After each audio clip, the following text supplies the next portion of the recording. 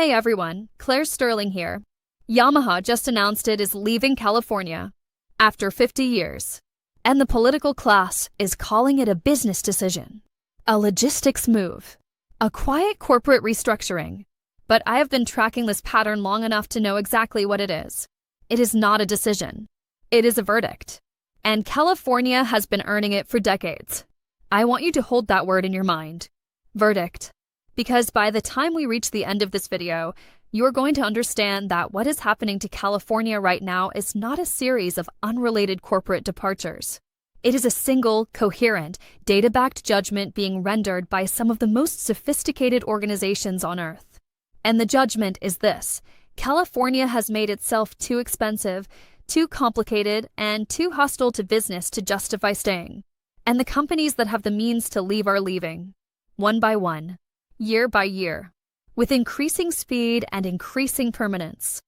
Stay with me until the very end, because there is a detail about the Sun Belt migration that almost nobody in the mainstream press is connecting. A detail that reframes this entire story. And when you understand it, you will never look at a corporate relocation announcement the same way again. Let me start with Yamaha, because Yamaha's departure from California is not the story it appears to be on the surface. And the surface story is already damning enough. Yamaha Motor Corporation USA has been headquartered in Cypress, California since 1976. 50 years. Half a century of building a business in the state. Half a century of employing Californians, paying California taxes, occupying California real estate, contributing to California's economic ecosystem. And at the end of 2026, all of that ends. The headquarters moves to Kennesaw, Georgia. The 25-acre campus in Cypress gets sold. The corporate functions consolidate into a unified base in the Sun Belt. And California loses another name from the list of companies that chose to call it home. Now, on the surface, Yamaha cited operational efficiency, asset optimization, the need to consolidate functions that had been scattered across multiple states. They cited tariff pressures and changing market conditions. They talked about bringing teams together under one roof. Perfectly reasonable, perfectly corporate. The kind of language that sounds like pure logistics and nothing more. But here is what that language is not telling you. And this is where the story gets genuinely interesting. Yamaha's Marine division moved to Georgia in 1999. Their Motorsports division moved to Georgia in 2019. Think about that sequence. 1999, 2019, 2026. This is not a sudden decision triggered by a single policy change or a single bad year in California. This is a migration that has been unfolding across 3 decades, division by division, function by function, until the only thing left in California was the corporate nameplate. And now that is leaving too. That sequence tells you something that no press release ever will. It tells you that the people running Yamaha have been watching California's trajectory for a very long time. They did not panic. They did not react emotionally. They did not make a dramatic statement. They just quietly, methodically, over 30 years, moved everything they could move to a state that made more sense. And when the last piece was ready to move, they moved it. That is not a business decision. That is a conclusion. Now let me zoom out. Because Yamaha is one company, and one company can always be explained away. California's political leadership has become expert at explaining individual departures away. Chevron left for Texas. That was about the energy industry's specific needs. In-N-Out Burger moved its distribution hub to Tennessee. That was about proximity to Eastern markets. Playboy relocated to Florida. That was about the founder's lifestyle preferences. Each departure gets its own explanation. Each explanation sounds plausible in isolation. And each one allows Sacramento to avoid confronting the pattern that is hiding in plain sight behind all of them. So let me show you the pattern. Since 2018, Texas has welcomed 212 new corporate headquarters. 212. That is not a trend. That is a transformation. That is a state that has fundamentally repositioned itself as the destination of choice for American corporate ambition. And the companies moving there are not small. They are not obscure. They are Chevron, one of the largest energy companies on Earth. They're Oracle, one of the most powerful technology firms in history. They're Charles Schwab, one of the most established names in American finance. They're Tesla, the company that was supposed to be California's crown jewel of innovation.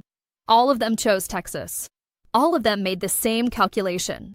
All of them reached the same conclusion. And Florida is not far behind.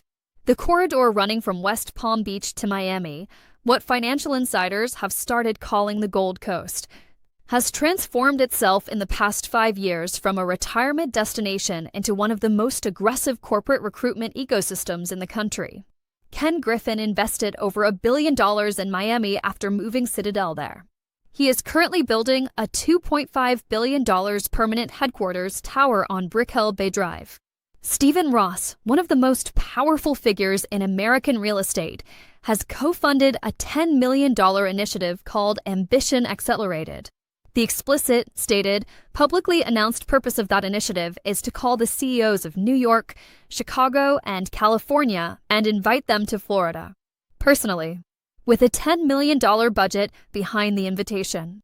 Let me say that again so it lands with the weight it deserves. Florida is spending $10 million on a campaign specifically designed to recruit executives away from high-tax states.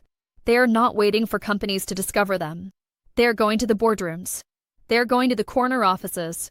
They're making the case in person. And the case they're making is devastatingly simple. Zero state income tax. A government that wants you there. A cost of living that does not require your employees to choose between a decent home and a decent school. And a community of peers, other executives who have already made the move and are thriving, who can tell you firsthand that the transition is survivable and the calculation is obvious. That is the competition California is facing, not a passive alternative.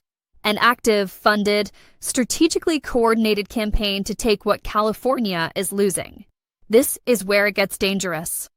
Because the Sunbelt migration is entering a new phase. And this new phase is fundamentally different from what came before. The earlier wave of corporate departures, the ones that happened in the 2010s and the early 2020s, were driven primarily by tax calculations. Companies looked at the rate differential between California or Illinois or New York and Texas or Florida, ran the numbers, and made the move.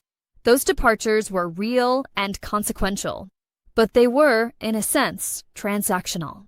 They were responses to a price signal. What is happening now is different. What is happening now is ecosystem formation. And ecosystem formation is the point at which a migration stops being reversible. Here is what I mean. When enough companies of sufficient size and sophistication concentrate in a single geography, they begin to generate their own gravity. They attract the suppliers and vendors and professional services firms that serve them. They attract the talent that wants to work for them. They build the informal networks, the deal flow, the coffee shop conversations, the conference relationships, the knowing glances across a dinner table that make a business ecosystem actually function. They create the conditions for the next company to come, not because the tax rate is attractive, but because the ecosystem is already there. Silicon Valley was not built by tax policy. It was built by the concentration of talent and capital and knowledge and relationships that accumulated over decades until the place had an irreplaceable gravity of its own. That gravity is what made it so powerful. And that gravity is what is now, slowly but unmistakably, forming somewhere else. Miami already has it in finance. Ken Griffin's network has relocated there. The Citadel alumni who have started their own firms are there. The hedge fund managers and the private equity partners and the trading desk veterans who followed Griffin South are building their own businesses and their own networks on Brickell Avenue. And every new firm that arrives adds to that gravity, makes it slightly stronger, makes it slightly harder for the next firm to justify staying in New York. Texas is building it in technology and energy. Oracle is there. Tesla is there. Hewlett-Packard Enterprise is there. McKesson is there. The Austin technology scene has reached a density and a sophistication that would have seemed impossible a decade ago. The University of Texas is producing talent at scale. The cost of living allows that talent to actually build a life, to buy a home, to raise a family, without choosing between professional ambition and basic financial stability. And Georgia, where Yamaha is heading, is building it in manufacturing and logistics. The state has invested heavily in infrastructure that connects it to the fastest-growing consumer markets in the country. It has a major international airport in Atlanta that provides the kind of connectivity that a company like Yamaha, with operations across 25 states, genuinely needs. It has a cost structure that makes manufacturing and distribution economically viable in a way that California simply cannot match. This is the new map of American corporate geography. And California is not on it in the way it used to be. Now let me talk about something that the departure headlines never capture: the human cost. The ground-level damage that happens when a major employer decides that a state is no longer worth staying in. I want to tell you about a woman I will call Sarah. Sarah has worked in corporate event planning in the Los Angeles area for 18 years. Her clients are almost exclusively major corporations with headquarters in Southern California. She plans their annual conferences, their executive retreats, their client entertainment, their product launches. She built her business slowly and carefully over nearly 2 decades. At its peak, she had a team of 11 people and a client roster that included several Fortune 500 firms with California headquarters. In the past 3 years, Sarah has lost 4 major clients to relocation. Not because her work was not excellent, not because she failed to deliver, but because the companies she served moved their headquarters to Texas, to Georgia, to Florida. And when a company moves its headquarters, it moves its event planning budget with it. It moves to local vendors in its new city. It builds new relationships in its new ecosystem. Sarah now has a team of 4. She is considering whether to close the business or try to pivot to a different client base. She is 51 years old. She built something real. And it is shrinking not because of anything she did or failed to do, but because the corporate ecosystem she built her business around is migrating south and east. And she cannot follow it. Her family is here. Her mortgage is here. Her life is here. Multiply Sarah by thousands. Multiply her by every caterer and every printer and every audiovisual company and every corporate transportation provider and every business hotel and every conference center whose economic existence depends on the presence of major corporate headquarters in their city. When those headquarters leave, the damage does not stop at the company that moved. It radiates outward through the entire local economy. It reaches people who never appeared in a business section headline. People who did everything right and are now doing the math on a future they did not expect to be facing. This is what a corporate exodus actually looks like from the ground level. Not a tax revenue spreadsheet. Not a policy debate. A 51-year-old woman with a team of 4, doing math she never expected to be doing. Here is the billion-dollar question. The one that every economist, every budget analyst, every bond investor who covers California is quietly asking right now. At what point does the corporate exodus become self-sustaining? At what point does the loss of headquarters critical mass tip California's business ecosystem into a doom loop from which recovery becomes genuinely difficult? Because here is the thing about ecosystem formation that makes it so consequential and so hard to reverse. It works in both directions. Just as a growing ecosystem generates gravity that pulls more companies in, a shrinking ecosystem generates its own momentum that pushes more companies out.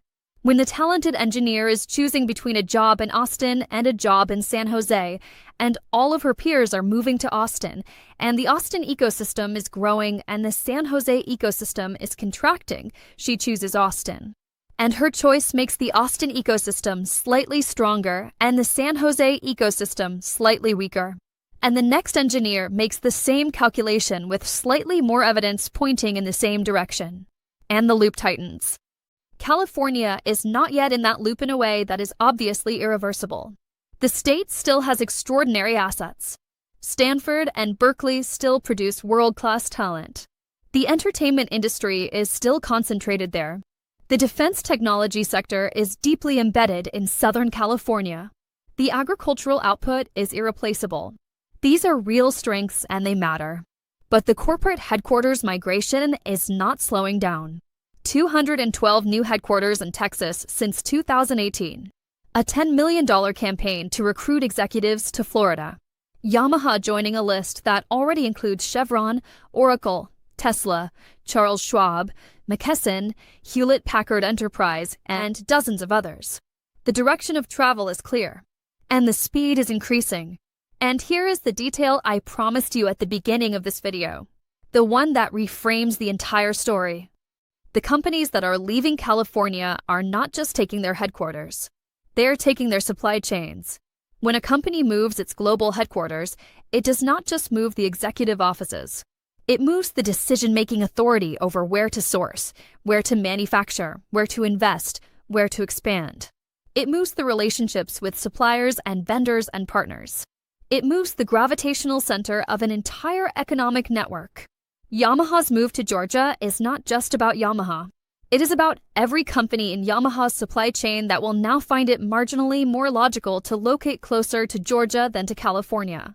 It is about every vendor and service provider who will follow the headquarters to stay close to the client. It is about the talent that will now build careers in Georgia rather than California, because that is where the opportunity is. Each headquarter departure is not a single event. It is the relocation of an entire economic gravity field.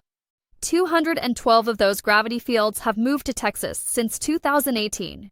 The map of American economic power is being redrawn. Not dramatically, not all at once, but steadily, structurally, and with increasing momentum. California's political leadership has a choice. It can look at Yamaha and see a logistics story, a company optimizing its asset base, an isolated event with a perfectly reasonable operational explanation. It can explain it away the way it has explained away Chevron and Oracle and Tesla and Charles Schwab and In-N-Out and Playboy and every other departure before it. It can keep issuing statements about California's resilience and California's innovation culture and California's world-class universities. And those statements will be true. California does have those things. They are real. Or it can look at the pattern. At 212 headquarters in Texas. At $10 million being spent to recruit its executives to Florida. At 50 years of Yamaha becoming one more data point in a trend that has been building since before most of Sacramento's current occupants were in office. And it can ask the honest question. Not why did Yamaha leave? But what have we built here that is making it easier to leave than to stay? That question has an answer. And the answer is not comfortable. And the discomfort of that answer is precisely why California's political leadership has been avoiding it for so long. Because the Sun Belt is not winning by accident.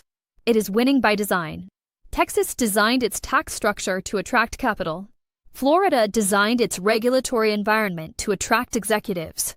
Georgia designed its infrastructure to attract manufacturers. They made deliberate choices over many years to become the kind of places that companies want to be. California made deliberate choices too. It chose high taxes to fund an ambitious public sector. It chose strict regulations to protect workers and the environment. It chose policies that prioritized redistribution over attraction. Those choices reflect real values. They were not made carelessly or cynically. But choices have consequences. And the consequence of California's choices is playing out right now. In Yamaha's boardroom. In Chevron's relocation timeline. In the 212 headquarters that decided Texas was a better answer to the question of where to build a future. The verdict is not final. Verdicts can be appealed. Ecosystems can be rebuilt. California has surprised the pessimists before. But the appeal requires acknowledging the judgment first. And right now, Sacramento is still arguing that no judgment has been rendered. Meanwhile, in Kennesaw, Georgia, a moving truck is being loaded. And 50 years of California history is driving away. I'm Claire Sterling. I'll see you in the next one.